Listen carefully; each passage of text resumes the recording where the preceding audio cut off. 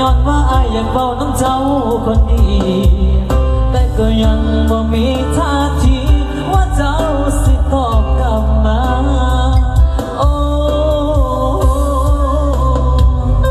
ขันแชทสีชมพูเขาบ่สนใจก็หันมาเบิ่งแชทสีฟ้าก็ได้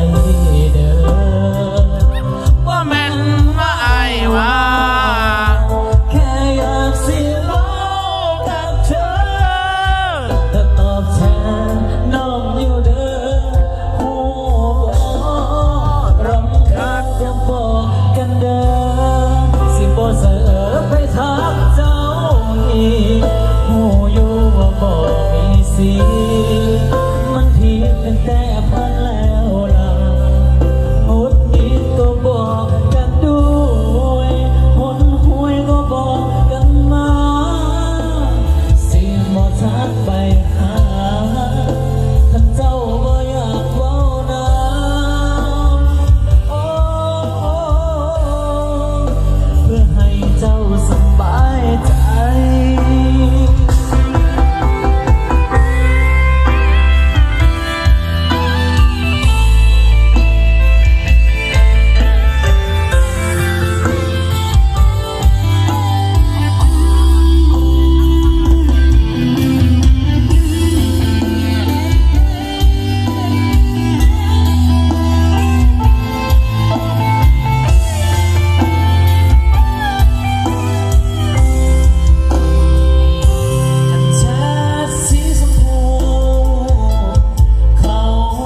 สนใจ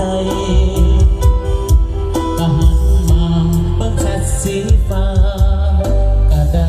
เด้อมาลายอยู่บ้านแปลกโตแค่อยากสิเว้ากับเธอและตอบแทนน้องอยู่เด้อหูบ่รำคาญก็บอกกันเด้อสิบ่เสือไปทักเจ้าหูอยู่ว่าบอกมีสิมันผิดตั้งแต่พักแล้วล่ะงดงิดก็บอกกันด้วยหนหวยก็บอกกันมาเสียงบ่ทักไป